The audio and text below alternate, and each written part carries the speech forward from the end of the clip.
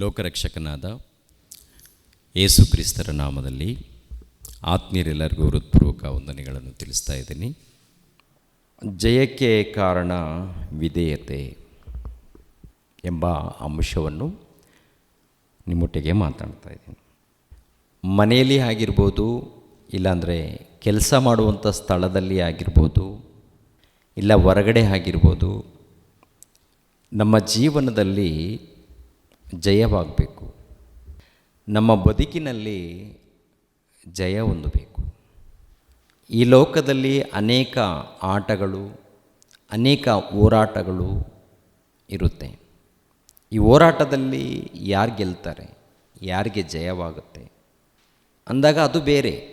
ಅಲ್ಲೇನಪ್ಪ ಅಂದರೆ ಬುದ್ಧಿವಂತಿಕೆಯಿಂದ, ಶ್ರದ್ಧೆಯಿಂದ ಅವ್ರು ಏನು ಕೆಲಸ ಒಪ್ಪಿಸಲ್ಪಟ್ಟಿರುತ್ತೋ, ಏನು ಆಟದಲ್ಲಿ ನಿಂತ್ಕೊಂಡಿರ್ತಾರೋ ಆ ಆಟದಲ್ಲಿ ಜಯ ಹೊಂದಬೇಕಾದ್ರೆ ಅದನ್ನು ಪ್ರಾಕ್ಟೀಸ್ ಮಾಡಿರಬೇಕು. ಶ್ರದ್ಧೆಯಿಂದ ಅದನ್ನು ಗೆಲ್ಲಬೇಕಾಗತ್ತೆ. ಬಹಳ ಶ್ರದ್ಧೆ ಇರಬೇಕಾಗತ್ತೆ. ರನ್ನಿಂಗ್ ಇದೆ ಅಂತ ತಿಳ್ಕೊಡ್ರಿ. ಇದೇನಪ್ಪ ಅಂದರೆ ಸುಮ್ಮನೆ ಮನೆಯಲ್ಲಿ ಪ್ರಾಕ್ಟೀಸ್ ಮಾಡದೆ, ನಾವು ಹೊರಗಡೆ ಏನೂ ಪ್ರಾಕ್ಟೀಸ್ ಮಾಡದೆ ಈ ರನ್ನಿಂಗ್ ಆಟದಲ್ಲಿ ನಾನು ಗೆಲ್ತೀನಿ ಅನ್ನೋದು ಸರಿಯಲ್ಲ. ಮೊದಲನೇದಾಗಿ ಅದನ್ನು ಪ್ರಾಕ್ಟೀಸ್ ಆಗಿರಬೇಕು. ಇದೇ ಥರ ಯಾವುದೇ ಆಟಗಳಾಗಿರ್ಬೋದು, ಒಂದು ಕ್ರಿಕೆಟ್ ಆಗಿರ್ಬೋದು, ಒಂದು ಫುಟ್ಬಾಲ್ ಆಟಗಳು ಆಗಿರ್ಬೋದು, ಯಾವುದೇ ಆಗಿರ್ಬೋದು, ಮೊದಲನೇದಾಗಿ ಪ್ರಾಕ್ಟೀಸ್ ಆಗಿರುತ್ತೆ. ಎರಡನೇದಾಗಿ ಬುದ್ಧಿವಂತಿಕೆಯಿಂದ, ಶ್ರದ್ಧೆ ಇಲ್ಲದೆ, ಓಕೆ, ಎರಡನೇದಾಗಿ ಪ್ರಾಕ್ಟೀಸ್ ಇಲ್ಲದೆ ಗೆಲ್ಲಕ್ಕೆ ಸಾಧ್ಯ ಆಗಲ್ಲ ರೀ. ಜಯ ಹೊಂದಬೇಕಾದ್ರೆ ಅದರ ಹಿಂದೆ ಶ್ರದ್ಧೆ ಎನ್ನುವಂಥದ್ದು ಬಹಳ ಮುಖ್ಯ, ಪ್ರಾಕ್ಟೀಸ್ ಎನ್ನುವಂಥದ್ದು ಕೂಡ ಬಹಳ ಮುಖ್ಯ. ನಾನು ಪ್ರಾಕ್ಟೀಸ್ ಮಾಡಿಲ್ಲ, ನಾನು ಅದ್ರ ಬಗ್ಗೆ ನಾನು ಶ್ರದ್ಧೆ ತಗೊಳ್ತಾ ಇಲ್ಲ ಅಂದಾಗ ಮೋಸ ಹೋಗ್ತೀವಿ. ಇದು ಲೋಕದಲ್ಲಿ. ಅದೇ ಪ್ರಕಾರ ಯುದ್ಧಗಳು ನಡೆಯುವಾಗ ನಮಗೂ ಜಯವಾಯಿತು, ನಿಮಗೂ ಜಯವಾಯಿತು. ಅದೇ ಪ್ರಕಾರ ಈ ರಾಜಕೀಯ ನಾಯಕರು ಕೂಡ ಎಲೆಕ್ಷನ್ಗೆ ನಿಂತ್ಕೊಳ್ತಾರೆ. ನಾವು ಜಯ ಹೊಂದಿದ್ದೀವಿ ಅಂತಾರೆ. ಇದು ಬೇರೆ ರೀತಿಯಲ್ಲಿ. ಇದೇನಪ್ಪ ಅಂತಂದರೆ ಹಣದ ಮೂಲಕ ನಡೆಯುತ್ತೆ. ಇದು ಹಣ ಇದ್ರೇ, ಹಣ ಇರಬೇಕು. ಹಣ ಇದ್ದರೆ ಎಲ್ಲ ನಡೆದೋಗುತ್ತೆ. ಒಂದು ರೀತಿಯಲ್ಲಿ ಲೋಕದಲ್ಲಿ ಜಯ ಬರಬೇಕಂದ್ರೆ ಹಣ, ಆಸ್ತಿ, ಇನ್ನು ಏನೇನೋ ಮಾಡ್ತಾರೆ. ಜಯದಗೋಸ್ಕರ ಎಲ್ಲ ಕುತಂತ್ರಗಳನ್ನು ಮಾಡ್ತಾ ಇರ್ತಾರೆ. ಒಂದಲ್ಲ ಎರಡಲ್ಲ, ಅನೇಕ ಕುತಂತ್ರಗಳ ಮೂಲಕ ಜಯ ಹೊಂದುತ್ತಾರೆ. ಈ ಲೋಕದಲ್ಲಿ ಏನೇ ಆಗಿರ್ಬೋದು, ಈ ಜಯದ ಹಿಂದೆ ಸಿಗುವಂಥ ಬಹುಮಾನಗಳು ತಾತ್ಕಾಲಿಕವಾದಂಥ ಬಹುಮಾನಗಳು, ಬಹಳ ಚಿಕ್ಕದ್ದು. ಏನೋ ಜನರ ಮಧ್ಯದಲ್ಲಿ ಒಂದು ರೀತಿಯಲ್ಲಿ ಘನತೆ, ಒಂದು ರೀತಿಯಲ್ಲಿ ಹೊಗಳಿಕೆ, ಇಲ್ಲಾಂದರೆ ಈ ಬದುಕಿನಲ್ಲಿ ಒಂದು ಉನ್ನತ ಅಧಿಕಾರ, ಈ ಅಧಿಕಾರದಲ್ಲಿ ಒಂದು ರುಬಾಬು, ಒಂದು ಗುಂಡಾಯಿಸಮ್ ತೋರಿಸುವಂಥದ್ದು ನಡೆಯುತ್ತೆ. 4 ದಿನ ಯಾರು ಅಧಿಕಾರದಲ್ಲಿ ಯಾರು ಜಯ ಹೊಂದಿರ್ತಾರೋ ಒಂದು ರೀತಿಯಲ್ಲಿ ಸುಖ ಸಂತೋಷದಿಂದ ಬದುಕ್ಬೋದು. ಅದು 4 ದಿನ ಮಾತ್ರ. ಯೌವನ ಕಾಲ ಇದ್ದಾಗ, ಆರೋಗ್ಯ ಇದ್ದಾಗ ಒಂದು 4 ದಿನ ಸುಖ ಸಂತೋಷವಾಗಿ ಅವರು ಬಾಳ್ಬೋದು. ಆಮೇಲೆ ಎಷ್ಟೇ ಜಯ ಹೊಂದಲಿ, ಎಷ್ಟೇ ಅವರು ಹೆಸರು ಪಡ್ಕೊಂಡಿರಲಿ, ಅವ್ರಿಗೊಂದು ಕಾಲ ಬರುತ್ತೆ, ವೃದ್ಧರ ಕಾಲ ಬರುತ್ತೆ. ಆವಾಗ ಮಹಾವೇದನೆ ಅನುಭವಿಸ್ಬೇಕಾಗತ್ತೆ, ಬಾಧೆ ಅನುಭವಿಸ್ಬೇಕಾಗತ್ತೆ. ಎಂಥ ದೊಡ್ಡ ಪಂಡಿತ ಆಗಿರ್ಬೋದು, ಎಂಥ ದೊಡ್ಡ ಮೇಧಾವಿ ಆಗಿರ್ಬೋದು, ಅದು ಕಷ್ಟದ ದಿನಗಳು ಅಂತೇಳಿ ದೇವರು ನೆನಪು ಮಾಡ್ತಾರೆ. ಪ್ರಸಂಗಿ ಗ್ರಂಥ 12ನೇ ಅಧ್ಯಾಯ 1ನೇ ವಚನದಲ್ಲಿ ನೋಡಿ, ಕಷ್ಟದ ದಿನಗಳು ಸಂತೋಷವಿಲ್ಲವೆಂದು ನೀನು ಹೇಳುವ ವರ್ಷಗಳು ಸಮೀಪಿಸುವುದರೊಳಗಾಗಿ ಯೌವನದಲ್ಲಿಯೇ ನಿನ್ನ ಸೃಷ್ಟಿಕರ್ತನನ್ನು ಸ್ಮರಿಸು. ಇಲ್ಲಿ ಗಮನಿಸಬೇಕು, ಕಷ್ಟದ ದಿನಗಳು ಸಂತೋಷವಿಲ್ಲವೆಂದು ನೀನು ಹೇಳುವ ವರ್ಷಗಳು ಸಮೀಪಿಸುವುದರೊಳಗಾಗಿ ಯೌವನದಲ್ಲಿಯೇ ನಿನ್ನ ಸೃಷ್ಟಿಕರ್ತನನ್ನು ಸ್ಮರಿಸು ಅಂತಾರೆ. ನಿನ್ನ ಸೃಷ್ಟಿಕರ್ತನನ್ನು ಸ್ಮರಿಸು ಅಂದರೆ ಯೌವನ ಕಾಲದಲ್ಲಿ ಸುಖ, ಸಂತೋಷ, ಆನಂದ, ಜಯ ಲೋಕದ ರೀತಿಯಲ್ಲಿ ಈ ಮನುಷ್ಯನು ಪಡ್ಕೊಳ್ಳೋದಕ್ಕೆ ಪ್ರಯಾಸ ಪಡ್ತಾನೆ. ರಾತ್ರಿ ಹಗಲು ಕಷ್ಟಪಡ್ತಾನೆ. ಅನೇಕ ಕುತಂತ್ರದ ಆಲೋಚನೆಗಳು, ಅದರ ಹಿಂದೆ ಇರುವಂಥ ಗುರಿ ಒಂದೇ, ಹೇಗಾದರೂ ಮಾಡಿ ನಾನು ಸುಖವಾಗಿ ಸಂತೋಷವಾಗಿ ಬಾಳಬೇಕು ಎನ್ನುವಂಥದ್ದೇ ಮನುಷ್ಯನ ಗುರಿ. ಮನುಷ್ಯನಿಗಿರುವಂಥ ಆಲೋಚನೆಗಳೇನಿರುತ್ತೆ ಹೇಳಿ? ಸುಖವಾಗಿ ಸಂತೋಷವಾಗಿ ನೆಮ್ಮದಿಯಿಂದ ನಾನು ನನ್ನ ಕುಟುಂಬ, ಇನ್ನೊಬ್ಬರ ಬಗ್ಗೆ ಯೋಚನೆ ಮಾಡಲ್ಲ ಈ ಮನುಷ್ಯ. ನಾನು ನನ್ನ ಕುಟುಂಬ ಅಂತ ಕಷ್ಟಪಡ್ತಾನೆ, ಬಹಳ ಸಂಪಾದನೆ ಮಾಡ್ತಾನೆ, ಹೆಸರು ಪಡ್ಕೊಳ್ತಾನೆ, ಈ ಲೋಕದಲ್ಲಿ ಉನ್ನತ ಹೆಸರು ಪಡ್ಕೊಳ್ತಾನೆ. ಕೊನೆಯದಾಗಿ ವೃದ್ಧರ ಕಾಲ ಬರುತ್ತಲ್ಲ, ಆ ವೃದ್ಧರ ಕಾಲದಲ್ಲಿ ಎಷ್ಟೇ ದೊಡ್ಡ ಹೆಸರು ಪಡ್ಕೊಂಡಂಥ ವ್ಯಕ್ತಿಯಾಗಿರ್ಬೋದು, ಅನುಭವಿಸುವಂಥ ಗೋಳಾಟ ಪ್ರಿಯರೇ. ನೋವು ಅನ್ನೋದು ಎಲ್ಲರಿಗೂ ಬರುತ್ತಾ? ನೋವು, ಬಾಧೆ, ಕಷ್ಟ ಅನ್ನೋದು ವೃದ್ಧರ ಕಾಲದಲ್ಲಿ. ಕೈಕಾಲುಗಳು ಕೆಲಸ ಮಾಡಲ್ಲ. ಯವ್ವನ ಕಾಲದಲ್ಲಿ ಎಲ್ಲೆಲ್ಲಿಗೋ ಹೋಗ್ತಾರೆ, ಎಲ್ಲೆಲ್ಲಿಗೋ ಬರ್ತಾರೆ. ವೃದ್ಧರ ಕಾಲದಲ್ಲಿ ಏನ್ರಿ, ಕೈಕಾಲುಗಳು ಕೆಲಸ ಮಾಡದೇ ಇದ್ದಾಗ ಒಂದಕ್ಕೂ ಎರಡಕ್ಕೂ ಬರುವಂಥ ಪರಿಸ್ಥಿತಿ. ಒಂದು ವಿಸರ್ಜನೆ, ಮಲ ವಿಸರ್ಜನೆ ಆಗಬೇಕು, ಕುಂತಲ್ಲೇ ಆಗುತ್ತಾ? ಇಬ್ಬರು ಬಂದು ಮತ್ತೆ ಬಾತ್ರೂಮ್ ಕರ್ಕೊಂಡು ಹೋಗ್ಬೇಕು, ಎತ್ಕೊಂಡು ಹೋಗಬೇಕು. ಕಾಲುಗಳು ಕೆಲಸ ಮಾಡಿಲ್ಲ ಅಂದರೆ ಕಾಲುಗಳು ಬಿದ್ದೋಗಿದೆ ಅಂತ ಕೆಲವ್ರ ಪರಿಸ್ಥಿತಿ ಆಗಿರುತ್ತೆ.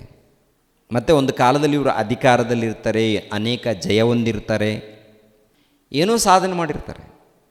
ಕೊನೆಯದಾಗಿ ಈ ವೃದ್ಧರ ಕಾಲದಲ್ಲಿ ಬಂದಾಗ ಮತ್ತೆ ಸೇವಕರು ಇರಬೇಕು, 4 ಜನ ಅವರಿಗೆ.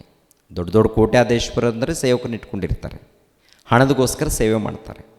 ಆದರೂ ಸುಖ ಇಲ್ಲ, ಸಂತೋಷ ಇಲ್ಲ. ಈ ಲೋಕದಗೋಸ್ಕರ ಮನುಷ್ಯನು ಎಷ್ಟೆಲ್ಲ ಪ್ರಯಾಸ ಪಡ್ತಾ ಇದ್ದಾನೆ, ಏನೆಲ್ಲ ಸಾಧನೆ ಮಾಡ್ತಾನೆ. ಪ್ರಾಮುಖ್ಯವಾದದ್ದು ಬಿಟ್ಟಿದ್ದಾನೆ, ಮುಖ್ಯವಾದದ್ದು ಇದೆಯಲ್ಲ ಅದು ಬಿಟ್ಟಿದ್ದಾನೆ ಮನುಷ್ಯ. ಅದಕ್ಕೆ ಈ ಲೋಕಕ್ಕೆ ದೈವಕುಮಾರನು ಬಂದು ಒಂದು ಪ್ರಾಮುಖ್ಯವಾದಂಥ ವಿಷಯ ಇದೆ, ನಾವು ಜಯ ಹೊಂದಬೇಕು, ನಾವು ಜಯಿಸಬೇಕು ಅಂತ ಹೇಳಿ ಪ್ರಭು ತೋರಿಸ್ತಾರೆ ಪ್ರಿಯರೇ.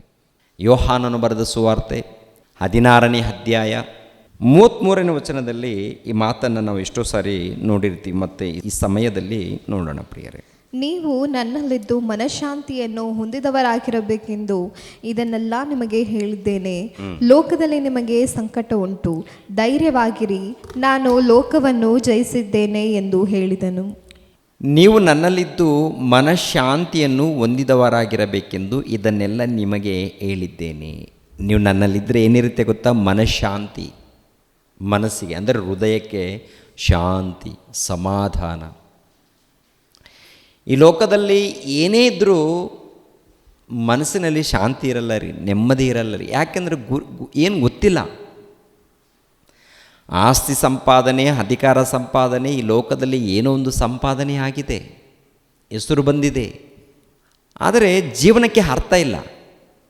ಜನನದ ಪರಮಾರ್ಥ ಗೊತ್ತಿಲ್ಲ, ದೇವರ ಜ್ಞಾನ ಗೊತ್ತಿಲ್ಲ. ದೇವರ ಜ್ಞಾನ ಗೊತ್ತಿಲ್ಲದೆ, ಪರಮಾತ್ಮನ ಜ್ಞಾನ ಗೊತ್ತಿಲ್ಲದೆ, ಜನನದ ಪರಮಾರ್ಥ ತಿಳಿಯದೆ ಇದ್ದಾಗ ಏನು ಸಾಧನೆ ಮಾಡಿದ್ರೂ ಏನಿರುತ್ತೆ ಮನುಷ್ಯನಲ್ಲಿ? ಒಂದು ಹೃದಯದಲ್ಲಿ ಗೊಂದಲ ಇರುತ್ತೆ ರೀ. ಏನು ನನ್ನ ಜೀವನ, ಏನೆಲ್ಲ ಸಂಪಾದನೆ ಮಾಡಿದ್ದೀನಿ, ಆಸ್ತಿ ಪಾಸ್ತಿ ಹೆಸರು ಎಲ್ಲ ಇದೆ, ಕೊನೆಯದಾಗಿ ನಾನು ಎಲ್ಲಿಗೆ ಹೋಗ್ತೀನಿ, ಸತ್ತ ಮೇಲೆ ನನ್ನ ಗತಿ ಏನು ಅನ್ನೋದು ಈ ಲೋಕಕ್ಕೆ ಏನ್ರಿ ಈ ವಿಷಯದಲ್ಲಿ ಆಲೋಚನೆ ಮಾಡುವಾಗ ಉತ್ತರ ಇಲ್ಲ. ಅದಕ್ಕೆ ಹೃದಯದಲ್ಲಿ ಮನಃಶಾಂತಿನೇ ಇರಲ್ಲ, ಸಮಾಧಾನ ಇರಲ್ಲ. ಯೇಸು ಕ್ರಿಸ್ತರ ಬಳಿಯಲ್ಲಿ ಬಂದಾಗ ಆಸ್ತಿ ಇದೆಯಾ, ಆಸ್ತಿ ಇಲ್ವಾ, ಸಂಪಾದನೆ ಇದೆಯಾ ಇಲ್ವಾ, ನನ್ನ ಹೆಸರು ಇದೆಯಾ ಇಲ್ವಾ, ಯಾರೋ ನನ್ನನ್ನು ನೋಡ್ತಾ ಇದ್ದಾರಾ ನೋಡ್ತಾ ಇಲ್ವಾ, ಅದು ಯಾವುದೂ ನೋಡಲ್ಲ ಮನುಷ್ಯ. ನಿಜವಾದ ಭಕ್ತರು, ದೇವರನ್ನ ಅರ್ಥ ಮಾಡಿಕೊಂಡವರು, ಇದು ಯಾವುದ್ರ ಬಗ್ಗೆ ಕಾಳಜಿ ಇರಲ್ಲ ರೀ. ನನ್ನ ತಂದೆ ನನಗೆ ಇಷ್ಟಪಡ್ತಾ ಇದ್ದಾನ, ನನ್ನ ಪ್ರಭು ನನ್ನನ್ನು ಗಮನಿಸ್ತಾ ಇದ್ದಾನ, ನನ್ನ ಪ್ರಭು ಮೆಚ್ಚುವಂಥ ಕೆಲಸ ನಾನು ಮಾಡ್ತಾ ಇದ್ದೀನ ಅಂಥೇಳಿ ಆ ವಾಕ್ಯದ ಧ್ಯಾನದಲ್ಲಿ ದೇವರನ್ನು ಅರ್ಥ ಮಾಡಿಕೊಳ್ಳುವಂಥ ಕೆಲಸದಲ್ಲಿ, ದೇವರ ಮನಸ್ಸನ್ನು ತಿಳ್ಕೊಳ್ಳುವಂಥ ಕೆಲಸದಲ್ಲಿ, ಈ ಧ್ಯಾನದಲ್ಲಿರ್ತಾನೆ ಮನುಷ್ಯ. ಅಲ್ಲಿ ಸಿಗುವಂಥ ಆನಂದ ಅದ್ಭುತ, ಲೋಕದಲ್ಲಿ ಎಲ್ಲೂ ಕೂಡ ಸಿಗಲ್ಲ. ಅದು ಅರ್ಥ ಮಾಡ್ಕೊಳ್ಬೇಕು. ನಮ್ಮ ಕ್ರೈಸ್ತರ ಅರ್ಥ ಮಾಡ್ಕೊಳ್ಬೇಕು. ಮೊದಲನೇದಾಗಿ ಅರ್ಥ ಮಾಡಿಕೊಂಡಿಲ್ಲ ರೀ. ನೀವು ನನ್ನಲ್ಲಿದ್ದು ಮನಃಶಾಂತಿಯನ್ನು ಹೊಂದಿದವರಾಗಿರಬೇಕೆಂದು ಇದನ್ನೆಲ್ಲ ನಿಮಗೆ ಹೇಳಿದ್ದೇನೆ. ಲೋಕದಲ್ಲಿ ನಿಮಗೆ ಸಂಕಟ ಉಂಟು, ನನಗೆ ಗೊತ್ತು. ಲೋಕದಲ್ಲಿ ಏನಿದೆ ಅಂತೆ? ಲೋಕದಲ್ಲಿದ್ದಂಥ ಎಲ್ಲರಿಗೂ ಸಂಕಟ ಇದೆ, ನಿಮಗೂ ಕೂಡ ಇರುತ್ತೆ. ನನ್ನನ್ನು ನಂಬಿರುವುದರಿಂದ, ನನ್ನನ್ನು ಹಿಂಬಾಲಿಸುವುದರಿಂದ ಈ ಲೋಕದಲ್ಲಿ ಎಲ್ಲ ಸಂಕಟ ತೊಲಗುತ್ತೆ ಅಂತ ನಾನು ಹೇಳ್ತಾ ಇಲ್ಲ. ಸಂಕಟ ಬರುತ್ತೆ. ಆ ಸಂಕಟ ಬರೋದು ಕೂಡ ನಿಮ್ಮ ಲಾಭಕ್ಕೆ.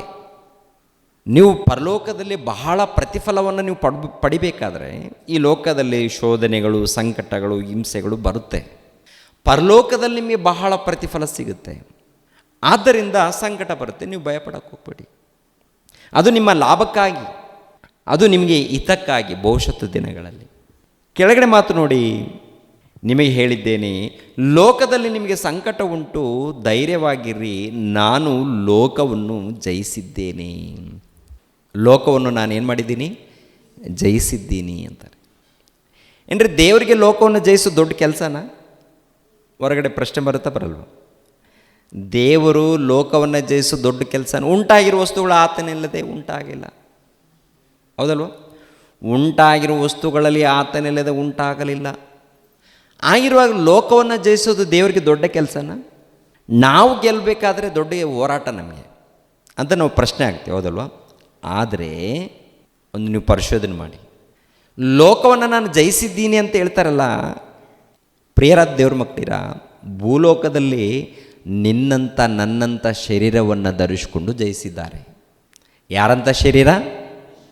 ನೀವು ಯಾವ ರೀತಿ ಶರೀರವನ್ನು ಧರಿಸ್ಕೊಂಡಿದ್ದೀರೋ, ನಿಮ್ಮ ಹೃದಯದಲ್ಲಿ ಯಾವ ರೀತಿ ಶೋಧನೆಗಳು, ದುಃಖಗಳು ಉಂಟಾಗುತ್ತೋ ಅಂತಹ ಶರೀರವನ್ನು ಧರಿಸ್ಕೊಂಡು ಜಯಿಸಿದ್ದಾರೆ ವಿನಃ ದೇವರಾಗಿ ಇದ್ದಂಥ ಆತನು ಈ ಲೋಕಕ್ಕೆ ಬರುವಾಗ ಹೇಗೆ ಬಂದಿದ್ದಾರೆ?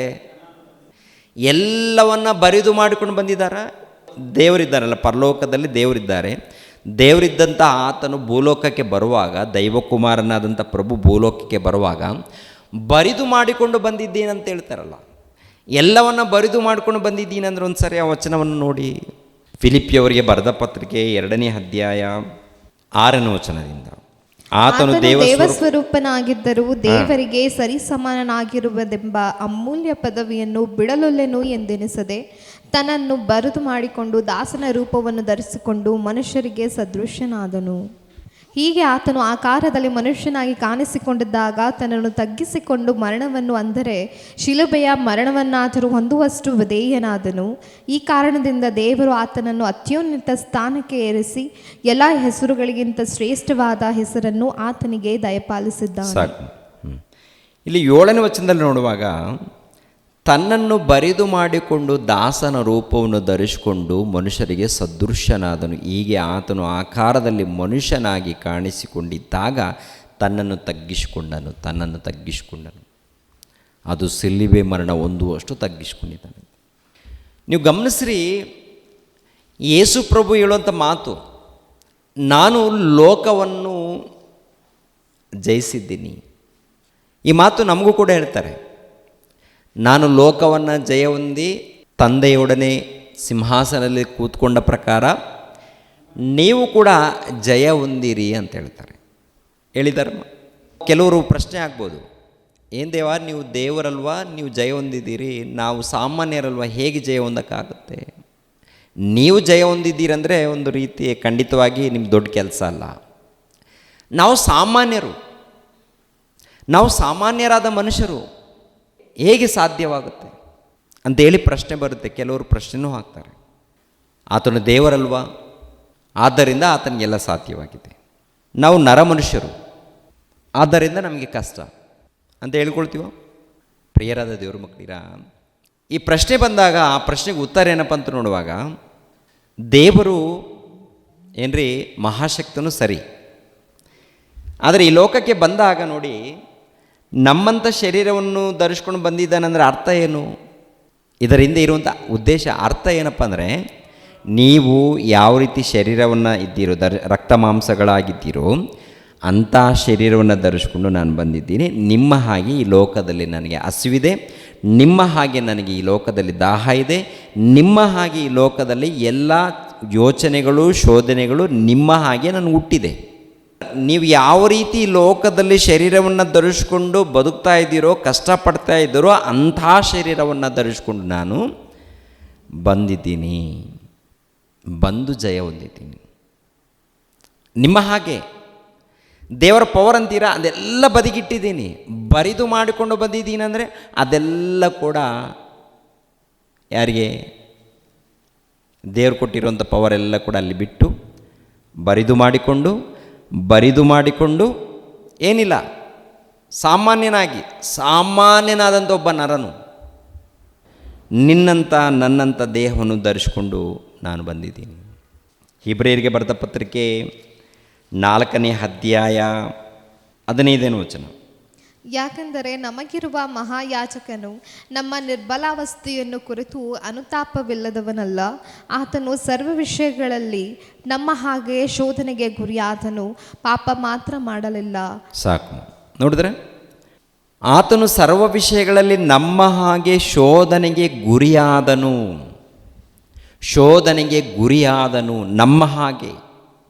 ನಮ್ಮ ಹಾಗೆ ಅಂದರೆ ಪ್ರಿಯರೇ, ಈ ಲೋಕದಲ್ಲಿದ್ದಂಥ ಎಲ್ಲ ಮನುಷ್ಯರ ವಿಷಯದಲ್ಲಲ್ಲ. ಭಕ್ತರಿರ್ತಾರಲ್ಲ, ಭಕ್ತರು, ಇವರು ಯಾರಪ್ಪ? ಭಕ್ತನ ಹೇಳುವಂಥ ಮಾತು. ನಾವು ಭಕ್ತರಾಗಿದ್ದೀವಲ್ಲ, ಭಕ್ತರಾಗಿರುವಂಥ ನಾವು ಶೋಧನೆಗೆ ಗುರಿ ಆಗ್ತಾ ಇರ್ತೀವಿ. ಶೋಧನೆಗಳು, ಸೈತಾನನು ಶೋಧನೆ ಕೊಡ್ತಾ ಇರ್ತಾನೆ, ಆ ಶೋಧನೆಗೆ ನಾವು ಗುರಿ ಆಗ್ತಾ ಇರ್ತೀವಿ, ಶೋಧನೆಗೆ ಒಳಪಡ್ತಾ ಇರ್ತೀವಿ. ಒಳಪಟ್ಟಾಗ ಕೆಲವು ಸಂದರ್ಭಗಳಲ್ಲಿ ನಮ್ಮ ಬದುಕಿನಲ್ಲಿ ಪಾಪ ನಡೀತಾ ಇರುತ್ತೆ. ಆದರೆ ಪ್ರಭು ಪಾಪ ಮಾಡಲಿಲ್ಲ, ಯಾವ ತಪ್ಪನ್ನು ಮಾಡಲಿಲ್ಲ, ಯಾವುದೇ ಕಾರಣಕ್ಕೂ ಆತನು ಪಾಪ ಮಾಡಿಲ್ಲ. ಆದರೆ ಶೋಧನೆಗೆ ಒಳಗಾಗಿದ್ದಾನ? ಶೋಧನೆ ಆಗಿದೆಯಾ? ಶೋಧನೆ ಆಗಿದೆ, ಶೋಧನೆ ಬಂದಿದೆ. ಏನೇ ಶೋಧನೆ ಇದ್ದರೂ, ಏನೇ ಕಿರಿಕಿರಿ ನಡೆದರೂ, ಏನೇ ಸಮಸ್ಯೆ ಇದ್ದರೂ ಕೂಡ ಎಲ್ಲ ವಿಷಯದಲ್ಲಿ, ಮಾನಸಿಕ ವಿಷಯದಲ್ಲಿ, ಶಾರೀರಿಕ ವಿಷಯದಲ್ಲಿ, ಪ್ರತಿಯೊಂದು ವಿಷಯದಲ್ಲಿ ಆತನು ಏನು ಮಾಡಿದ್ದಾನೆ? ದೃಢವಾಗಿ ನಿಂತುಕೊಂಡಿದ್ದಾನೆ. ಯಾವ ತಪ್ಪನ್ನು ಮಾಡಿಲ್ಲ, ಯಾವ ಪಾಪವನ್ನು ಮಾಡಿಲ್ಲ. ಪರಿಶುದ್ಧನಾಗಿ ಈ ಲೋಕದಲ್ಲಿ ಜೀವಿಸಿದ್ದಾನೆ, ಜಯಿಸಿದ್ದಾನೆ. ಪ್ರಿಯರೇ, ನಾನು ಜಯ ಹೊಂದಿ ತಂದೆಯೊಡನೆ ಸಿಂಹಾಸನದಲ್ಲಿ ಕೂತುಕೊಂಡ ಪ್ರಕಾರ ನೀವು ಕೂಡ ಜಯ ಹೊಂದಿದರೆ ನಿಮಗೂ ಕೂಡ ಆ ಸಿಂಹಾಸನ ಸಿಗುತ್ತೆ ಅಂತ ಹೇಳ್ತಾರೆ. ಈ ಲೋಕದಲ್ಲೇ ಒಂದು ಕಪ್ಪು ಸಿಗ್ಬೋದು, ಬೆಳ್ಳಿ ಕಪ್ಪು, ಬಂಗಾರದ ಕಪ್ಪು, ಗೋಲ್ಡ್ ಮೆಡಲ್ ಏನೋ ಆಗ್ತಾಯಿರೋದು ಹುಡುಗರಿಗೆ. ಜಯ ಹೊಂದಿದ್ರಪ್ಪ, ಎಷ್ಟಿರುತ್ತೆ ಮನೆಯಲ್ಲಿ? ರಾಸಿಗೆ ಏನು ಮಾಡ್ತೀರಪ್ಪ? ನೋಡ್ತೀರಾ, ನಮ್ಮ ಬಂಧು ಮಿತ್ರರು ಬಂದಾಗ ಎಲ್ಲ ಲೀಸ್ಟ್ ಎಲ್ಲ ತೋರಿಸ್ತಿರ್ತೀವಿ ನಾವು. ಈ ಸಮಯದಲ್ಲಿ ಇಂಥದ್ದು ಗೆದ್ದರು. ನಮ್ಮ ದೇಶದಲ್ಲಿ ಉನ್ನತರು ಒಬ್ಬರು MLA ಬಂದು ಈ ಥರ ಸನ್ಮಾನ ಮಾಡಿದ್ರು, ಮುಖ್ಯಮಂತ್ರಿಗಳು ಬಂದು ಈ ಥರ ಸನ್ಮಾನ ಮಾಡಿದ್ರು ಅಂತೇಳಿ ದೊಡ್ಡ ಪಟ್ಟಿ ನಾವು ತೋರಿಸ್ಕೊಳ್ಳೋಣ, ಸಂತೋಷ ಪಡೋಣ, ಅದು ಇರಲಿ, ತೊಂದರೆ ಏನಿಲ್ಲ. ಆದರೆ ಅದೇನಾದರೂ ನಿತ್ಯ ಜೀವನ ಕೊಡುತ್ತಾ, ಇಲ್ಲ ಭವಿಷ್ಯತ್ತಲ್ಲಿ ಏನಾದರೂ ನಮಗೆ ದಾರಿ ತೋರಿಸುತ್ತಪ್ಪ ಅಂತ ನೋಡುವಾಗ ಈ ಲೋಕದಲ್ಲಿ ಸ್ವಲ್ಪ ಕಾಲ ಮಾತ್ರ ಅಷ್ಟೇ, ಹೌದಲ್ವ? ಸ್ವಲ್ಪ ಕಾಲದಗೋಸ್ಕರನೇ ಟೋಟಲ್ ಪ್ರಪಂಚ ತವಕ ಪಡ್ತಾ ಇದೆ. ಇಲ್ಲೇನಪ್ಪ ಅಂದರೆ ಶಾಶ್ವತವಾಗಿರುವಂಥ ಮಹಾಲೋಕದಲ್ಲಿ ನಿಮಗೆ ಸ್ಥಾನ ಕೊಡು. ದೊಡ್ಡ ಸಿಂಹಾಸನ, ಆಕಾಶ ನನ್ನ ಸಿಂಹಾಸನ, ಭೂಮಿ ನನ್ನ ಪಾದಪೀಠ ಅಂತ ಹೇಳ್ತಾರಲ್ಲ, ಅಂಥ ಸಿಂಹಾಸನದಲ್ಲಿ ಕೂತ್ಕೊಂಡಂಥ ಆ ತಂದೆ ಆತನ ಬಳಿಯಲ್ಲೇ ನಿಮಗೆ ಸ್ಥಾನ ಕೊಡ್ತೀನಿ ಅಂತ ಹೇಳುವಾಗ ಇಷ್ಟು ದೊಡ್ಡ ಸಿಂಹಾಸನ ಪರಿಹಾರ, ಅದು ಪ್ರಪಂಚ ದೇಶದಲ್ಲಿ ಯಾವ ಮನುಷ್ಯನು ಕೊಡದೇ ಇರುವಂಥ ಸಿಂಹಾಸನ, ಅಂಥದ್ದು ನಾನು ಕೊಡ್ತೀನಿ ಅಂತ ಹೇಳುವಾಗ ನೀವು ಎಷ್ಟು ನಂಬಿಕೆಯಿಂದ ನೀವು ಹೋರಾಡಬೇಕು ಹೇಳಿ ಪ್ರಿಯ. ಎಷ್ಟು ದೃಢವಾದ ನಂಬಿಕೆಯಿಂದ ನಾವು ನಿಲ್ಲಬೇಕು, ದೃಢವಾದ ನಂಬಿಕೆಯಿಂದ ನಾವು ಹೋಗಬೇಕು. ನಾನು ಜಯ ಹೊಂದಿ ನನ್ನ ತಂದೆಯೊಡನೆ ಕೂತ್ಕೊಂಡಿದ್ದೀನಿ, ಅದೇ ಪ್ರಕಾರ ನೀವು ಕೂಡ ಜಯ ಹೊಂದಿದರೆ ಬೇರೆ ಎಲ್ಲೂ ಅಲ್ಲ, ನಾನು ಕುಳಿತಂಥ ಸ್ಥಳದಲ್ಲೇ ನನ್ನ ಸಿಂಹಾಸನದಲ್ಲೇ ನಿಮಗೂ ಜಾಗ ಕೊಡ್ತೀನಿ ಅಂತಾರೆ. ಯಾರಾದರೂ ಕೊಡ್ತಾರೆ? ನನ್ನ ಕುರ್ಜಿ ಇದೆಯಲ್ಲ, ನಿಮ್ಮನ್ನು ಕೂಡ ನನ್ನ ಕುರ್ಜಿ ಬಳಿಯಲ್ಲೇ ಕುಂದಿರ್ಸ್ತೀನಿ ಬಾ ಅಂತೇಳಿ ಒಬ್ಬ ಅರಸನ ಹೇಳ್ತಾನ? ಒಬ್ಬ ಮುಖ್ಯಮಂತ್ರಿ ಹೇಳ್ತಾರ? ಯಾರೂ ಹೇಳಲ್ಲ. ನಮ್ಮ ಪ್ರಭು ಹೇಳಿದ್ದಾರೆ. ಯಾರು ಹೇಳಿದ್ದಾರೆ? ನಮ್ಮ ಪ್ರಭು. ಎಷ್ಟು ಒಳ್ಳೆ ಗುಣ ಇದೆ ಪ್ರಿಯರೇ, ಎಷ್ಟು ಶ್ರೇಷ್ಠವಾದ ಗುಣ ಇದೆ ಅವರಲ್ಲಿ, ಎಷ್ಟು ಪ್ರೀತಿ ಗುಣ, ಅದ್ಭುತವಾದದ್ದು. ಇಂಥ ಒಳ್ಳೆ ಗುಣ ಇದ್ದಂಥ ಆತನಿಗೆ ನಾವೆಲ್ಲರೂ ಕೂಡ ವಿಧೇಯರಾದಾಗ ನಾವು ಕೂಡ ಜಯ ಹೊಂದುತ್ತೀವಿ. ಆ ಪ್ರಭುಗೆ ವಿಧೇಯರಾದಾಗ, ತಂದೆಯಾದ ದೇವರಿಗೆ ವಿಧೇಯರಾದಾಗ ಜಯ ಹೊಂದುತ್ತೀವಿ. ಜಯ ಹೊಂದುವಂಥದ್ದಂದರೆ ಈ ಲೋಕದಲ್ಲಿ ಬೇರೆ ಹೊಂದಿಕೊಳ್ಳುವುದು. ನಿತ್ಯ ಜೀವನ ಪಡ್ಕೊಳ್ಬೇಕಾದ್ರೆ ನಾವು ದೇವರಿಗೆ ವಿಧೇಯರಾಗಬೇಕು. ದೇವರಿಗೆ ಏನಾಗಬೇಕು ಹೇಳಿ? ವಿಧೇಯರಾಗಬೇಕು. ವಿಧೇಯರಾದರೆ ಜಯ ಬರುತ್ತೆ. ಪ್ರಕಟಣೆ ಗ್ರಂಥದಲ್ಲಿ ಆ ಮಾತನ್ನು ನೋಡಿ ಮತ್ತೆ ಮುಂದಕ್ಕೆ 3:21, ನಾನು ಜಯ ಹೊಂದಿ ನನ್ನ ತಂದೆಯೊಡನೆ ಸಿಂಹಾಸನದಲ್ಲಿ ಕೂತುಕೊಂಡೆನು, ಹಾಗೆಯೇ ಜಯ ಹೊಂದುವವನನ್ನು ನನ್ನೊಡನೆ ಸಿಂಹಾಸನದಲ್ಲಿ ಕೂತುಕೊಳ್ಳುವಂತೆ ಮಾಡುವೆನು. ಎಲ್ಲರಿಗ? ಕೆಲವ್ರಿಗ. ಸ್ತ್ರೀಯರಾಗಿರ್ಬೋದು, ಪುರುಷರಾಗಿರ್ಬೋದು, ಅಂಗವಿಕಲರಾಗಿರ್ಬೋದು, ಬಾಧೆಯಲ್ಲಿದ್ದವರಾಗಿರ್ಬೋದು, ಏನೇ ಆಗಿರ್ಬೋದು, ಒಟ್ಟಿನಲ್ಲಿ ನಾವು ದೇವರಿಗೆ ವಿಧೇಯರಾದಾಗ, ಯಾರ್ಯಾರಮ್ಮ? ಸ್ತ್ರೀಯರು ಯಾರಿಗೆ ವಿಧೇಯರಾಗಬೇಕು? ಪ್ರಭುಗೆ ವಿಧೇಯರಾಗಬೇಕು. ಪುರುಷರು ಯಾರಿಗೆ? ಪ್ರಭುಗೆ ವಿಧೇಯರಾಗಬೇಕು. ಮತ್ತು ಏನಾದರೂ ಅಂಗವಿಕಲತೆ ಇಲ್ಲಾಂದರೆ ಬೇರೆ ಏನಾದರೂ ಅನಾರೋಗ್ಯದ ಏನಿದ್ರೂ ಪರವಾಗಿಲ್ಲ. ಅಂಗವಿಕಲತೆ ಇದೆಯಾ, ಅನಾರೋಗ್ಯದಲ್ಲಿ ಇದ್ದೀವ, ರೋಗದಲ್ಲಿ ಇದ್ದೀವ, ಬಾಧೆಯಲ್ಲಿದ್ದೀವ, ಏನಿದ್ರೂ ಪರವಾಗಿಲ್ಲ, ಆತನಿಗೆ ನಾವು ವಿಧೇಯರಾಗಬೇಕು ಅಂತ ಹೇಳ್ತಾರೆ. ವಿಧೇಯರಾದಾಗ ಖಂಡಿತವಾಗಿ ಜಯ ಎನ್ನುವಂಥದ್ದು ಸಿಗುತ್ತೆ ರೀ. ಜಯ. ಅವಿಧೇಯರು ವಿಧೇಯರು. ಅವಿಧೇಯರು ಹೇಗಿರ್ತಾರೆ? ವಿಧೇಯರು ಹೇಗಿರ್ತಾರೆ? ಸೌಲನು ಅವಿಧೇಯತೆಯನ್ನು ತೋರಿಸ್ಕೊಳ್ತಾನೆ. ಕ್ರಿಸ್ತ ಪೂರ್ವದಲ್ಲಿ ಒಬ್ಬ ಅರಸನು, ತಂದೆಯಾದ ದೇವರು ಆ ಸೌಲನ್ನು ನೋಡಿ ಅರಸನ ಸ್ಥಾನವನ್ನು ಕೊಡ್ತಾನೆ. ಮಗನೇ, ನನ್ನ ಮಕ್ಕಳ ಮೇಲೆ ನೀನು ಪ್ರಭುವಾಗಿರು ಅಂಥೇಳಿ ಅಭಿಷೇಕ ಮಾಡ್ತಾನೆ ಸಮುವೇಲನ ಮೂಲಕ. ಅಧಿಕಾರಕ್ಕೆ ಬಂದ ಮೇಲೆ ಕೆಲವು ವರ್ಷಗಳ ಆದಮೇಲೆ ಸ್ವಂತ ನಿರ್ಣಯಗಳು, ದೇವರು ಹೇಳದೇ ಇರುವಂಥ ನಿರ್ಣಯಗಳು ತಗೊಳ್ತಾನೆ. ದೇವರು ಹೇಳಿದ್ದನ್ನು ಬದಿಗಿಟ್ಟು ಸ್ವಂತ ನಿರ್ಣಯಗಳನ್ನು ತಗೊಂಡು ಮೋಸ ಹೋಗ್ತಾನೆ. ಅಲ್ಲಿ ಏನು ನೋಡ್ತೀವಿ? ವಿಧೇಯತೆಯನ್ನು ನೋಡ್ತೀವ ಅಥವಾ ಅವಿಧೇಯತ್ವವನ್ನು ನೋಡ್ತೀವ ಅಂತ ನೋಡುವಾಗ ಅವಿಧೇಯತೆ. ವಿಧೇಯತೆ ಅಲ್ಲ. ವಿಧೇಯತೆ ಅಂದರೆ ದೇವರಿಗೆ ಒಳಪಡುವಂಥದ್ದೇ. ದೇವ್ರು ಏನು ಹೇಳಿದ್ದಾರೆ? ದೇವ್ರು ಏನು ಹೇಳಿದ್ದಾರೆ ಅಷ್ಟೇ, ಬೇರೆ ಯೋಚನೆ ಮಾಡಬಾರ್ದು. ದೇವ್ರು ಏನು ಹೇಳಿದ್ದಾರೋ ಅಷ್ಟೇ. ನಾವು ಇವತ್ತು ಎಷ್ಟು ಯೋಚನೆಗಳು ಮಾಡ್ತೀವಿ? ಇದೇನಪ್ಪ ಅಂದರೆ ಆತ್ಮಿಕವಾದಂಥ ಹೋರಾಟ ಇದು. ದೇವರಿಗೆ ಒಳಪಡುವಂಥದ್ದು, ದೇವರಿಗೆ ವಿಧೇಯರಾಗುವಂಥದ್ದು, ಸಭೆಯಲ್ಲಿ ಸೇರಿಸಲ್ಪಟ್ಟು ಪ್ರಾರ್ಥನೆ, ಆರಾಧನೆ, ಧ್ಯಾನ ಇವೆಲ್ಲ ಇರಬೇಕು. ಇದರಲ್ಲಿ ಏರುಪೇರು ನಡೀತಾ ಇದೆಯಾ ಅಥವಾ ವಿಧೇಯರಾಗಿ ನಡ್ಕೊಳ್ತಾ ಇದ್ದೀವಾ? ಒಳಪಟ್ಟು ನಡ್ಕೊಳ್ತಾ ಇದ್ದೀವಾ? ನಾವು ನೋಡಬೇಕಾಗತ್ತೆ ಪ್ರಿಯರೇ.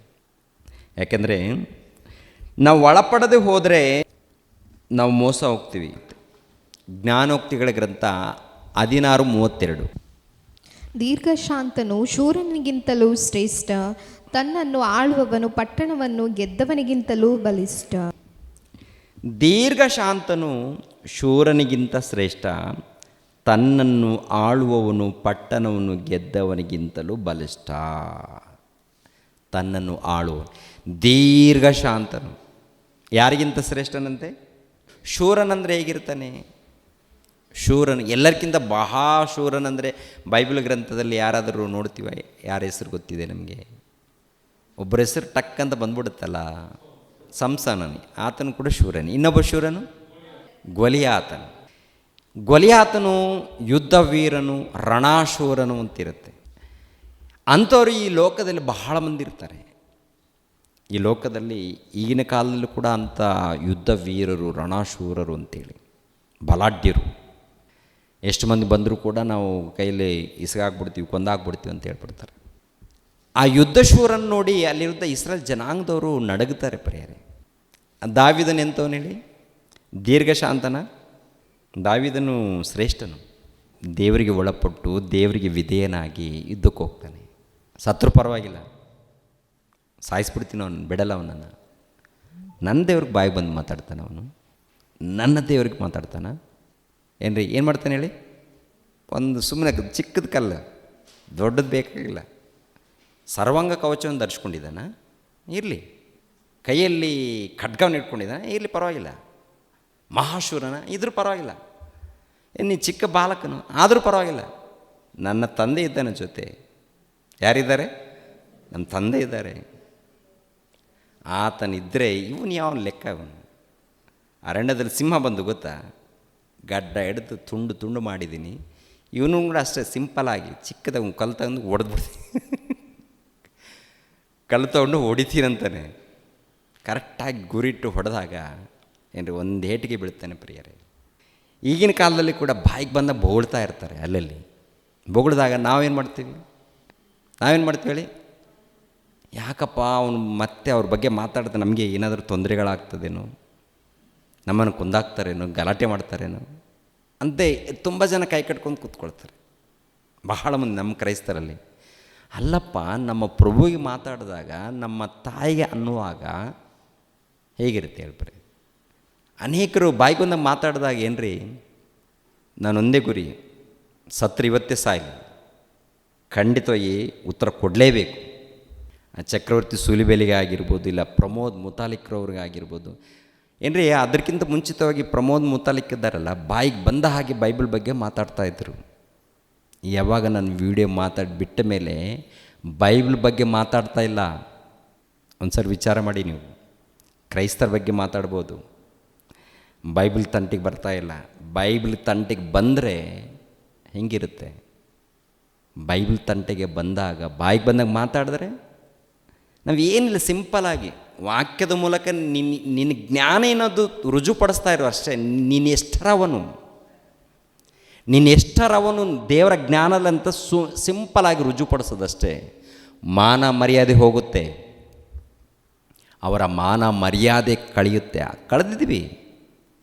ಅವ್ರ ಕಡೆಯವರೇ ಇದ್ದು ಕೆಲವರು ಫೋನ್ ಮಾಡಿ ಮಾತಾಡಿದ್ರು, ಕೆಲವರು ಭಯಪಡಿಸಿದ್ರು, ಇನ್ನೊಂದು ರೀತಿಯಲ್ಲಿ ಮಾತಾಡಿದ್ರು, ಕೊನೆಯದಾಗಿ ಒಪ್ಪಿಕೊಂಡ್ರು. ಅವು ಬುದ್ಧಿ ಇಲ್ಲದನ್ನು ಏನೋ ಮಾತಾಡ್ತಾನೆ ಅಂತೇಳಿ. ತುಂಬ ಜನ ಅವಿವೇಕಿಗಳಿದ್ದಾರೆ.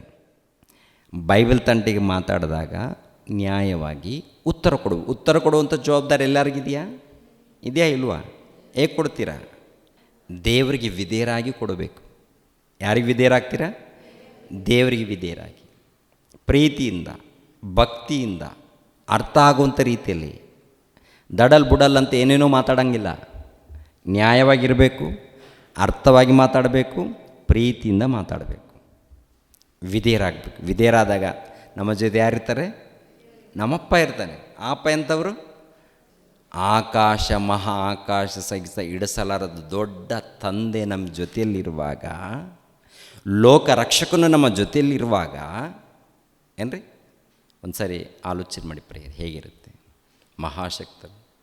ನಾನು ಲೋಕವನ್ನು ಜಯಿಸಿದ್ದೀನಿ ಅಂದಾಗ ಈ ಲೋಕದಲ್ಲಿ ನಾವೆಂಥ ಶರೀರವನ್ನು ಧರಿಸ್ಕೊಂಡಿದ್ದೀವೋ ಅಂಥ ಶರೀರವನ್ನು ಧರಿಸ್ಕೊಂಡು ಆ ದೇವರು ಕೊಟ್ಟಂಥ ಪವರ್ ಇರುತ್ತಲ್ಲ, ಆ ಶಕ್ತಿ ಇರುತ್ತಲ್ಲ, ಅದನ್ನು ಯಾವುದು ಬಳಸ್ಕೊಳ್ಳದೆ ಏನ್ರಿ ನಮ್ಮ ಹಾಗೆ ಬದುಕಿ, ಪರಿಶುದ್ಧನಾಗಿ ಬದುಕಿ ಜಯ ಹೊಂದಿದ್ದಾನಂದರೆ ಒಂದು ಸೈತಾನನು ಬಿಡುವಂಥ ಬಾಣಗಳು ಲೋಕದ ಆಸೆಗಳು.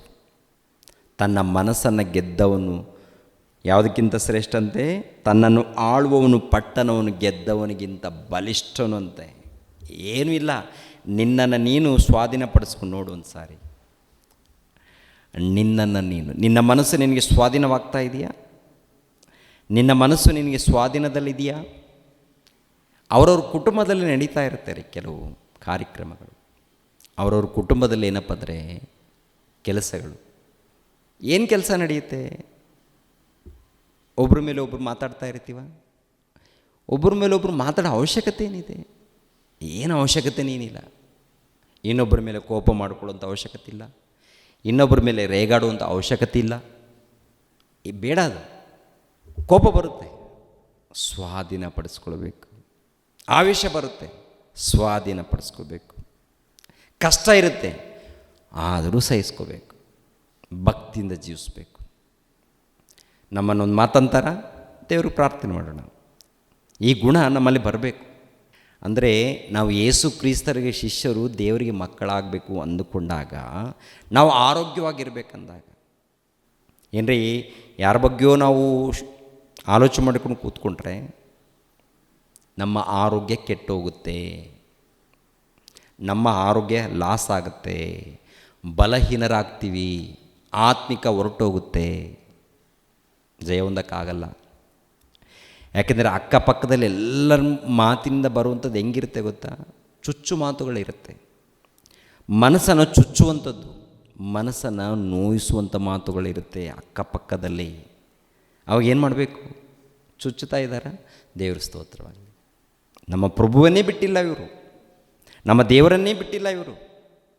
ಮಾತಿನಿಂದ ತಿವಿತಾ ಇರ್ತಾರೆ, ಮಾತಿನಿಂದ ಚುಚ್ಚುತ್ತಾ ಇರ್ತಾರೆ, ಕೆಲವು ಟೈಮಲ್ಲಿ ನಗುತ್ತಾ ಇರ್ತಾರೆ, ಅಪಹಾಸ್ಯ ಪಡ್ತಾ ಇರ್ತಾರೆ, ಅವಹೇಳನ. ಎಲ್ಲರೂ ಪರ್ಫೆಕ್ಟಾಗಿಲ್ಲ ಯಾರು. ಏನೊಂದು ಏರುಪೇರು ನಡೀತಾ ಇರುತ್ತೆ, ಹೆಚ್ಚು ಕಡಿಮೆ ಇರುತ್ತೆ.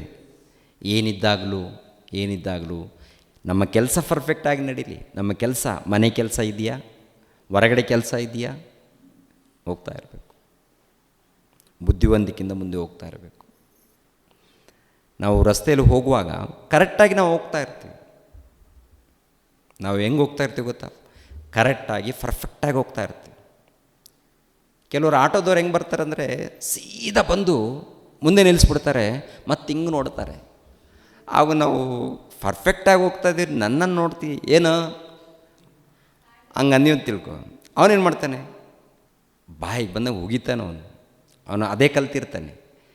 ಮನುಷ್ಯರಿದೆಯಾ ಹಾಗಿದೆಯಾ ಅಂತ ಹೇಳಿದಾಗ ಅವಾಗೇನಾಗುತ್ತೆ? ನಾವು ಇನ್ನೊಂದು ಮಾತು ಮಾತಾಡ್ತೀವಿ. ಇನ್ನೊಂದು ಮಾತು ಮಾಡಿದಾಗ ಅವನು ಇನ್ನೊಂದು ಮಾತು ಮಾತಾಡ್ತಾನೆ. ಪಟ್ಟಂತ ಡೋರ್ ಎಳೆದು ಒಂದು ಡೇಟ್ ಹೊಡೆದಿವಿ ಅಂತ ತಿಳ್ಕೊಳ್ರಿ. ಆವಾಗ ಅವ್ನು ಕಾರಿಗೆ ಹೊಡಿಬೋದು, ನಮ್ಗೆ ಹೊಡಿಬೋದು. ಟೈಮಲ್ಲಿ ಏನಾಗುತ್ತೆ ಹೇಳಿ? ನಮಗೊಂದೇಟು, ಅವನಿಗೊಂದೇಟು, ಕಾರ್ಗೊಂದೇಟು, ಆಟೋಗೊಂದೇಟು. ನಮ್ಮ ಕಾರೇನೋ ಗುಜರಿಗೆ, ಏನು ಹಾಸ್ಪಿಟ್ಲಿಗೆ. ಸುಮ್ಮನೆ ನೆಮ್ಮದಿಯಾಗಿ ಅವನೇನು ಹೊಗಳಿದ್ದಾನ ಅಂಥೇಳಿ ಪಕ್ಕನೆ ಹೋದರೆ ಹೆಂಗಿರುತ್ತೆ ಹೇಳಿ? ಪ್ರಶಾಂತವಾಗಿ ನಮ್ಮ ಕೆಲಸ ಏನಿದೆ ಮುಗಿದೋಗುತ್ತೆ. ಅವನ ಬಾಯಿ ಮಾತಾಡಿದ್ದಾನೆ, ಆ ಹೊಲಸು ಅವನಿಗೆ ತಗಲುತ್ತೆ, ನಮ್ಗೆ ತಗಲಲ್ಲ ಅದು. ಆದರೂ ಕೋಪ ಬರುತ್ತಲ್ಲ, ಆ ಕೋಪವನ್ನು ಗೆಲ್ಲುವಂಥದ್ದಿದೆ ನೋಡಿ, ಅದು ದೊಡ್ಡ ಹೋರಾಟ ಆಗುತ್ತಾ? ನಿನ್ನ ಮನಸ್ಸನ್ನು ನೀನು ಗೆಲ್ಲಬೇಕು ಮಗನೇ ಅಂತೀರ. ಅದಿದ್ದರೆ ಪ್ರಶಾಂತ ಹೋಗುತ್ತೀರ ಜೀವನ. ಅದಕ್ಕೆ ಪ್ರಭು ಹೇಳಿದ್ದೇನಪ್ಪ ಅಂದರೆ, ಒಂದು ಮಾತಂದೇನ ಹೊಡೆದಿದ್ದೇನ, ಇನ್ನೊಂದು ಕೆಣ್ಣೆ ತೋರಿಸು, ಹೋಗ್ತಾ ಇರಿ, ನೀನು ನಿಂತ್ಕೋಬೇಡ ಅಲ್ಲಿ. ಮತ್ತೆ ಅಲ್ಲಿದ್ದರೆ ದೊಡ್ಡ ಗಲಾಟೆ ಆಗುತ್ತೆ. ಇದು ದೇವ್ರ ಮಾತನ್ನು ನಮ್ಮ ಮಾತು ಹೇಳಬೇಕು ನೀವೆಲ್ಲರೂ. ಯಾರ ಮಾತನ್ನು? ಒಳ್ಳೇದಲ್ವ? ಅಂದರೆ ಜಾಗೃತಿಯಿಂದ ಇರಬೇಕು. ನಮ್ಮ ಜಾಗೃತಿ ನಮ್ಮದು ಒಳ್ಳೆ ರೀತಿಯಿಂದ.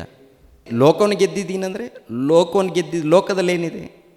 ಲೋಕದಲ್ಲಿ ಶರೀರಾಶೆ, ಕಣ್ಣಿನ ಆಶೆ, ಬದುಕು ಬಾಳಿನ ಡಂಬ, ಸೈತಾನನ್ನು ಬಿಡುವಂಥ ಬಾಣಗಳು. ಹೌದಲ್ವ? ಸೈತಾನನ್ನು ಬಿಡುವಂಥ ದೊಡ್ಡ ಬಾಣಗಳು ಎಲ್ಲ ರೀತಿಯಲ್ಲಿ. ಒಂದು ವ್ಯಭಿಚಾರದಾಗಲಿ, ಒಂದು ಸುಳ್ಳಾಗಲಿ, ಒಂದು ನರಹತ್ಯೆ ಆಗಲಿ, ಒಂದು ಹಗರಣ ಆಗಲಿ, ಕಳ್ಳತನ ಆಗಲಿ, ಇವೆಲ್ಲ ಯಾವುದೇದೋ ಉಡಿಸ್ತಾ ಇರ್ತಾನೆ. ಅಂದರೆ ಭಕ್ತಿಯಿಂದ ನಡೆಯುವಾಗ ಇನ್ನೊಂದು ರೀತಿಯಲ್ಲಿ ಬರುತ್ತೆ, ಲೋಕದಲ್ಲಿ ಮತ್ತೊಂದು ರೀತಿಯಲ್ಲಿ. ನಾವು ಭಕ್ತಿಯಿಂದ ನಡೆಯುವಾಗ ಏನೊಂದು ಶೋಧನೆಗಳು ಬರ್ತಾ ಇರುತ್ತೆ, ಇವೆಲ್ಲ ನಾವು ಗೆಲ್ಲಬೇಕು. ಓಕೆ, ಗೆಲ್ಲಬೇಕಂದ್ರೆ ಎಲ್ಲೋ ಹೊರಗಡೆ ಹೋಗಿ ಗೆಲ್ಲೋದಲ್ಲ. ಮೊಟ್ಟ ಮೊದಲು ನಮ್ಮ ಮನಸ್ಸನ್ನು ಸ್ವಾಧೀನಪಡಿಸ್ಕೋಬೇಕು. ಇವನ ಸೆಮಿನಾರ್ ಬರುತ್ತೆ. ಸೆಮಿನಾರ್ ಬಂದಾಗ 5 ದಿನ ಕೆಲಸ ಇರುತ್ತೆ. ಏನು ರೀ, ಮನೆಗೆ ಒಂದು 4 ಜನ ಬಂದಿದ್ದಾರೆ, ಒಂದು 2 ದಿನ ಇದ್ದರೆ ಹೆಂಗಿರುತ್ತೆಮ್ಮ? 100 ಜನ ಬಂದರೆ ಈ ಟಾಯ್ಲೆಟ್ ರೂಮ್ಗಳು, ಆಮೇಲೆ ನೀರಿನ ವ್ಯವಸ್ಥೆ, ಕರೆಂಟಿನ ವ್ಯವಸ್ಥೆ, ಚಿಕ್ಕದ ದೊಡ್ಡ ವಿಷಯನ? ಮೊದಲು ಯಾರಿಗೆ ತಾಳ್ಮೆ ಇರಬೇಕು? ನಮಗಿರ್ಬೇಕು. ಸಭೆಯಲ್ಲಿದ್ದವ್ರು ಎಲ್ಲರಿಗಿರ್ಬೇಕಾ? ಸಭೆಯಲ್ಲಿದ್ದವ್ರು ನಿಮಗೂ ನಮಗೂ ಎಲ್ಲರಿಗೂ. ಯಾಕಂದರೆ ದೂರದಿಂದ ಬರ್ತಾರಲ್ಲ, ಅವ್ರಿಗೆ ಸೇವೆ ಮಾಡುವಂಥ ಸಮಯ. ಮೊದಲನೇದಾಗಿ ದೂರದಿಂದ ಬಂದವ್ರಿಗೆ ಏನು ಕೆಲಸ ಕೊಡೋದೆ, ನಮ್ಮವರೇ ಎಲ್ಲರೂ ಸೇರಿ ಕಷ್ಟಪಡೋಣ. ಅದರಲ್ಲಿ ತಾಳ್ಮೆ ಇರಬೇಕು, ಭಕ್ತಿ ಇರಬೇಕು, ಕೆಲಸ ಇರಬೇಕು. ಪ್ರಿಯರ ದೇವ್ರ ಮಕ್ಕಳಿರ, ಅಲ್ಲಿ ಕೂಡ ಒಬ್ಬೊಬ್ಬರು ಒಂದೊಂದು ರೀತಿಯಲ್ಲಿ ಮಾತಾಡ್ತಾರೆ. ಕೆಲವರು ಇರ್ತಾರೆ, ಕೆಲವರು ಹೆಂಗಪ್ಪ ಅಂದರೆ ನಮ್ಮ ಮನಸ್ಸನ್ನು ನೋಯಿಸುವಂಥ ರೀತಿಯಲ್ಲಿಯೂ ಇರ್ತಾರೆ. ಎಲ್ಲರಲ್ಲ, ಯಾರೋ ಒಬ್ಬರು ಇದ್ದಾಗ ಆವಾಗಲೂ ಕೂಡ ನಮಗೆ ತಾಳ್ಮೆ, ಸಹನೆ ಇರಲೇಬೇಕಾಗುತ್ತೆ. ಪ್ರೀತಿಯಿಂದ ಹೋಗ್ಬೇಕು. ಇದು ದೇವರ ರಾಜ್ಯ, ದೇವರ ಸಭೆ. ದೇವರ ಸಭೆಯಲ್ಲಿ ಒಳ್ಳೆಯದೇ ಇರಬೇಕು, ದೇವರ ಸಭೆಯಲ್ಲಿ ಪ್ರೀತಿನೇ ಇರಬೇಕು.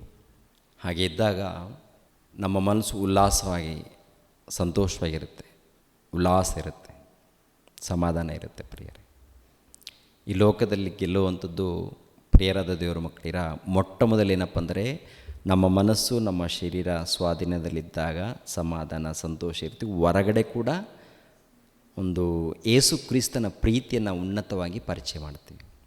ಯೇಸು ಕ್ರಿಸ್ತರ ಉನ್ನತವಾದಂಥ ಪ್ರೀತಿ, ಯೇಸು ಕ್ರಿಸ್ತರ ಪ್ರೀತಿ ಪರಿಚಯ ಮಾಡಬೇಕಲ್ಲ. ಯೇಸು ಕ್ರಿಸ್ತರ ಪ್ರೀತಿ ಹೇಗೆ ಪರಿಚಯ ಮಾಡ್ತೀರಾ? ಮಾತಿನಲ್ಲಿ ನಮ್ಮ ಕ್ರಿಯೆಯಲ್ಲಿ ತೋರಿಸ್ಬೇಕು ತಾನೆ. ಹೌದಂತೀರ ಅಲ್ವಂತೀರ? ನಮ್ಮ ಮಾತಿನಲ್ಲಿರಬೇಕಾ, ನಮ್ಮ ಕ್ರಿಯೆಗಳಲ್ಲಿರಬೇಕಾ?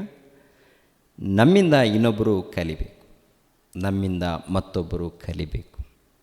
ಅದೇ ತಂದೆಯಾದ ದೇವರು ನೋಡುವಂಥದ್ದು, ಅದೇ ಪ್ರಭು ಎದುರು ನೋಡುವಂಥದ್ದು. ಹಾಗೆ ಇದ್ದರೆ ಖಂಡಿತವಾಗಿ ಲೋಕವನ್ನು ಗೆಲ್ಲೋದಕ್ಕೆ ಅವಕಾಶ ಇರುತ್ತೆ. ಅದು ದೇವರಿಗೆ ಒಳಪಟ್ಟರೆ, ದೇವರಿಗೆ ವಿಧೇಯರಾದ್ರೇ ಸಾಧ್ಯವಾಗುತ್ತೆ. ಅವಿಧೇಯರಾದರೆ ನಾಶ ತಂದುಕೊಳ್ತೀವಿ. ದೇವರು ಸಮಯ ಕೊಡ್ತಾರೆ, ಅಷ್ಟರೊಳಗಡೆ ಸರಿಪಡಿಸ್ಕೋಬೇಕು. ಆದ್ದರಿಂದ ಪ್ರಿಯರಾದ ದೇವರ ಮಕ್ಕಳಿರ, ಕೆಲವು ಮಾತುಗಳನ್ನು ಹೇಳಿ ನಾನು ಮುಗಿಸ್ತಾ ಇದ್ದೀನಿ. ದೇವರು ನಿಮ್ಮನ್ನು ನನ್ನನ್ನು ಆಶೀರ್ವದಿಸಲಿ.